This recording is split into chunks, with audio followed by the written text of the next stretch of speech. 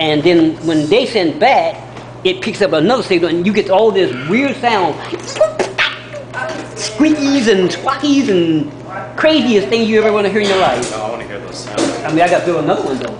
The thing is gone. All I got is pieces of it.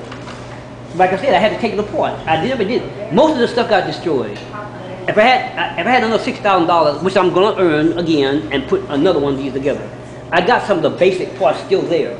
The parts I didn't have to really destroy, the chambers, cylinders and things, they're there. The dish is there. I need you the money, man. Let's make this thing. No, I'm trying to raise money. That's why I got my YouTube thing. When I raised $6,000, I used a credit card. I put $10,000 on that credit card building this thing. And the things I bought were magnets that were this thick. They weighed 5 pounds a piece. I had all these big magnets in bars and shapes, all in situ, everything thing. And so this thing must weigh probably about almost 400 to 500 pounds by itself. And like I said, I put it on a lazy suit. Even though it was heavy, I could spin it like you would do a novel or TV set. And when I turned it in different directions, the signals would change. And like I said, these things came through it, and they made all these crazy sounds through the speakers. They sound like just... The way they had this, they didn't sound like static electricity. They had a kind of like an amplified cat or dog, or just... amplified something. I can't say what it was, but when I heard it, if you try to use your vocal cords like that, you would tear them up. But you know, it had... Yeah. And if you listen to it, you could hear the words that like were... electronic... Yeah, like electronic oscillating frequency sound. Yeah. Okay, and it wasn't your basic synthesizer, because I didn't have no synthesizers in this thing. It was just speakers, my system, and... What was that supposed to be? Some form of communication? Or that's what it was. That's what it was supposed to be. That's what I was building. But like I said, the fringe benefits were that it was a big antenna that could also pick up our own Earth type stuff. But their stuff came through it. It was pronounced, and I was just getting to the point where I was experimenting with it when my mother jumped up and moved from there to there, and I couldn't get it on the truck in one piece. So I dismantled it and took the pieces over there, and I had nowhere packing it. So here I'm in the back of the truck with this big old piece of it, bouncing up and down like this, knocking everything apart. The magnets and everything that was bonded in there were being broken. So when I got there, most of it was broke. So now I'm trying to piece it back together. So where are you in the big scheme of things on your next project? Well, the big scheme of things is I'm trying to build a transdimensional chain of these. One of these again. I got a plan in my head that right now... So technically it's a nuclear reactor. Channels... well, it's not really nuclear. It's pretty much prismatic. Okay. Prismatic, let's call it prismatic. Energy is a convertible form from energy to mass to energy, just like Einstein's theory of relativity. But the problem is with mankind's things, they take things too simple. Okay, let me give you an example. If you have a cup of tea and you drink out of it, what happens? You digest it and you urinate it out. Okay, now, how much do you weigh? 185 pounds. And in order to stay at that weight, how much food do you have to eat a day in terms of weight-wise and ratio to ratio? I mean, how many pounds of food do you really have to put in your body to keep your maintaining weight? Say 1.5 pounds. Okay, but when you eat food, does 1.5 pounds stay in your body? No, it doesn't. Okay, now, give me the theory of why you weigh that way and you only eat the food and a few little ounces of minerals comes out of that food, and yet your body maintains equalization of the weight you are. From a biological perspective, the cells reproduce in the body. Yeah, but the cells have to come from somewhere. And now, according to Einstein's theory, space is a big empty void. Wrong. Space is a solid substance. It's so big, so massive, the energy it produces is there. But because man is so dumb in his concept, he thinks space is just an empty void. Everything you look at that we have called matter came from a dimension beyond this one, which was spewed into this one, where it solidified and became planets, stars, universal stuff, whatever. They have boundaries. Okay, but matter is not a solid subject to our way of thinking. It's got this table. It's solid to us because the force field around it won't let our hand go through it. But if you built a device that could disrupt that field, this table will go and it would become energy and go back into the stream of space where it came from originally. So So space is like a big, great big chunk of matter that's unlimitedly by dimension. It's besides itself because it's unlimited. It's infinite. It's all made out of matter. Okay, but it's contained, and we can move around it because we're such tiny particles of it. We're like those particles that space is made of. Yeah, okay. So what's happening is, okay, the creatures that live among that space, they're made out of the same thing that hits their prismatic. I created them. They're a big planet in a dim form because they shrink down to that size so they can be at a size that's more manageable. Direct relationship. Yeah. Universe, It's very, big and small all at the same time. And they're immortal. They don't die, they don't age.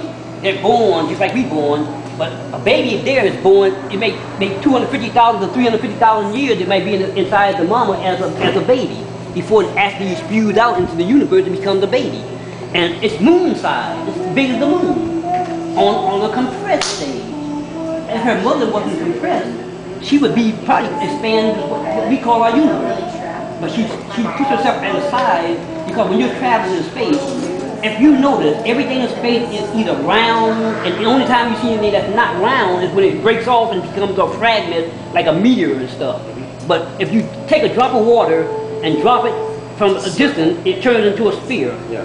That's because it's a uniform construct in the universe that everything has a geometrical shape.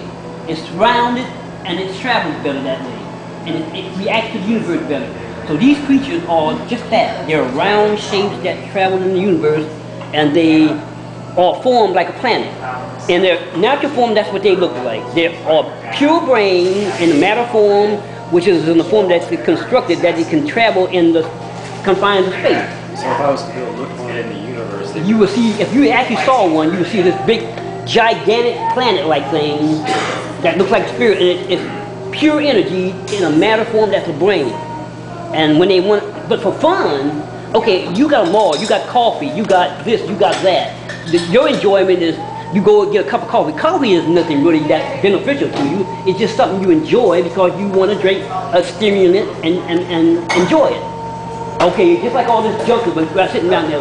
Cereal, this stuff is good for it, and it's food. Mm-hmm. But how much of this stuff is really a healthy thing that your body actually says, I really need it? Cookies, they're not really something you really need. The things you need are basic minerals, deposits, minerals, vitamins, and nutrients. All this other stuff is just icing on the cake. processed garbage. Yeah, it's processed garbage that you enjoy because it tastes good. Okay, but that's the same principle with a celestial. A celestial is in a natural form, is a big spherical shape, and being that way is what they are. But to enjoy themselves, to be happy, to be something to do, they take other shapes. And one of the shapes is this. So it's a need. So it's a need. Based on need.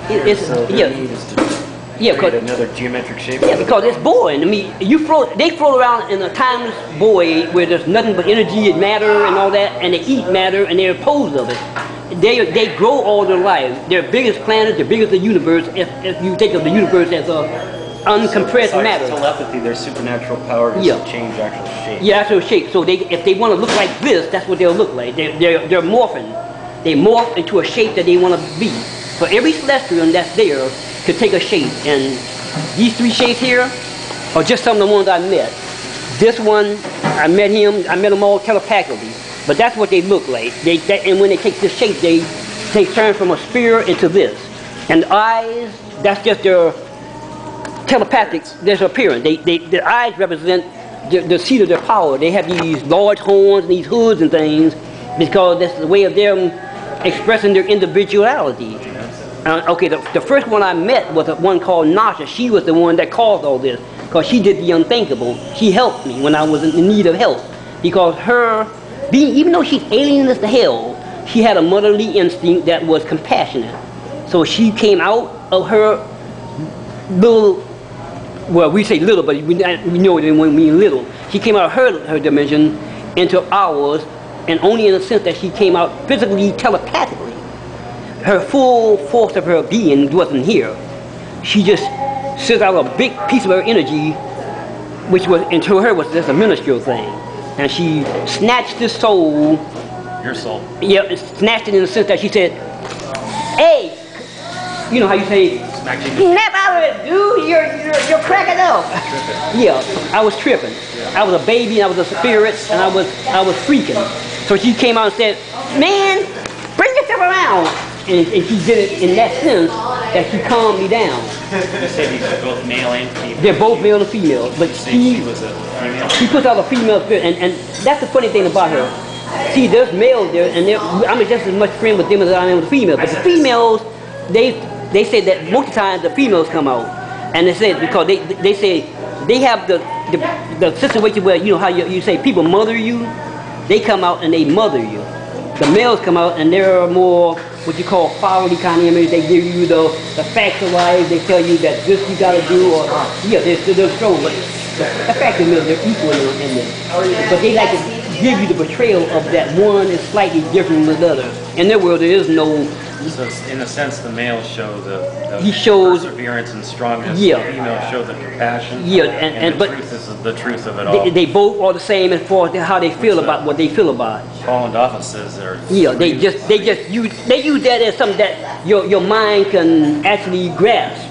Okay, could you grasp looking at something that came to you as a friend, but it was big as your planet on a compressed stage? I mean, you're like this. And I sensed a sense of emptiness and only thought, and that was scary enough to see an extraterrestrial. See something that's big as the spirit, being, whatever, yeah, would have been just one molecule out of her body is big enough to crush a building. I mean, it's just inconceivable because one thing, it's like they say with a black hole, a teaspoon of a black hole is over 60 million tons of metric stuff, and that's a teaspoon. That's like what we say about these things. If you could take one atom out of her body and put it on a scale to what you would consider heavy, there's nothing on this planet that's heavier than that. You ain't got nothing. You have to take a couple of thousand cities or a couple of hundreds, thousands of these things just to measure up to what her weight would be in one cell of her body. And as for size, I mean, I'll be laughing because when I be thinking about how insignificant I feel when I thought about it the first time when she told me she was big as a planet. It's hard to wrap your head around. But then she told me, after I seen this other thing, she told me she was in compressed form. She's compressed. She shrunk herself down to a smaller form in order to take a solid or more solid form. When she travels through all these things she goes through, she travels through a black hole like I walk through a wardrobe cabinet and go in to get a coat. And you close your eyes and you see. And I close mine and there she is. You ever have a normal dream? I have normal dreams only on a rare occasion. Most of the time it's just these creatures sitting there. They freak me out when they freak me out the first time. They just frequent, like you go to a store a lot. No, I don't have to be sleeping when I see them. I can close my eyes right now and one of them will be sitting in the back. They're listening to what I'm saying. And when I get home, they'll hack over what I discuss. But they're peaceful and friendly. They're peaceful. So you're not no, I'm not bothered. But the thing is, they get cheesed off. Not like me, but they get cheesed off at the world I'm on. Cheesed off? You say cheesed off? That's how they put it the gentle way. They say they cheesed off. Yeah. Because see, okay, you know how people, because I'm unsatisfied with my life, I sit here, I wish you could just see the stuff I got in my portfolio at home. We'll check it out. It would be what you call something that you've never seen. I mean, I don't have nothing in my portfolio that has ever been seen. I mean, I've seen dragons and unicorns and I see all this stuff. And I can draw that, but I don't. See any white dragons or anything like that? Or? No, see, if I called them a dragon, that would really cheese them off. That's how I cheesed them off one time I did. I said, so y'all portray yourself as dragons, but why? And that cheese, the first one I said that to, it was cheesed off. And they're cheesed off with the world, because I even made a video about that. They're cheesed off because I'm not happy, because, I mean, I don't want to be the multi-millionaire of the world. I just want to have a comfortable life. When I break $20, I go downhill from there. Money is a big issue. See, money is the root of all evil, but without it, you got nothing. I mean, I want to help somebody. Okay, say for instance. Yeah, it's a bitch to be poor. It's a bitch to be rich but it's a worse thing when you're rich and all you do is sit there and laugh at people because they ain't got nothing. Yeah. If I was rich, I would build as many homeless shelters as I could and have them run by somebody. I don't want to see this Well, what country. would you be doing, building nuclear reactors and stuff? I wouldn't build nothing like that. Oh no, I would give them a limited source of power that they can build and self-leading. It's not that virtual, I mean what they call it, it's what they say, that produces itself, they call it, Molecular motion. yeah, that kind of shit. Machine, No, nuclear kind of- yeah, I wouldn't build that. See, I know about generators, solar batteries and all this stuff, and I can build that. But I want to build a car that can run itself off of what it makes. Where the wheels are generators, and the faster you go in, the more energy it generates. Because I designed a motor that goes into a generator, and when the wheel spins, it's turning the generator at the same time. And it sends the power back into the main source, into the engine block, to the battery, and replenishes the battery. It has a normal battery. The wheel generates energy. They send it back to the battery, and the faster you go, the more energy you make. So it's literally Self-proportional motion, whatever you want to call it. It Perpetual does. motion that. machine. Yeah, perpetual motion, but not that stupid one they come up with, where it comes from nowhere and it goes in somewhere. It's coming from somewhere. It's just a big generator generating energy into another generator. Yeah, so with an initial force of whatever, it Yeah. would potentially be able to Keep the energy contain going. that- contain So once that car is up to speed, the battery is taking the energy that those generators are making and sending it into that battery. And as long as you drive and you're making energy to keep that battery, putting energy back into your car block, and it has converters in it, convert that battery powered up to whatever the car needs. So you convert energy from the battery to the converter to give it whatever 12 volts, 50 volts, or whatever. But those wheels are generating it and sending it to where it needs to go. No gas, no oil, no solar batteries, none of that crap.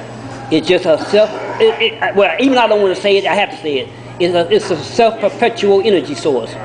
But it's feasible, easy to do. I could design on paper in 5 minutes, and they could build it. It could have it one prototype off on the line in less than 2 months, because it's just that easy. But the people don't hear. But you know what the biggest problem is? It's the Benjamins. See, the oil companies won't let it go into the. If I sent that to them, they would probably pay me not to try to sell it, because it would be something that would knock oil off the market. Gasoline would forever be gone. Pollution would end. So what are your main concerns about My main concerns about it is that money? no, the money part I don't give a crap. I mean, I do want money to live, to make me comfortable. I want a nice little house where I can live. I don't want no yachts. I don't want no Cadillacs. I don't want no big crappy thing. See how I'm dressed right now? I wouldn't be dressed too much more than this. Too much more. Not too much more. I might have some cleaner pants, or maybe something like that. But I wouldn't be walking around in all these business suits and laughing and snapping my fingers, saying I want this and I want that. You give me this. It just sounds like you've just been tired of chasing money. I would give them the money. If I made the money would go to somebody who could really use it. Yeah. I mean, I walk by people every day, and I ain't got nothing to give them. If I walk by a guy who was homeless, and I had this big old amount of money, billions of dollars in my account, I can't spend that.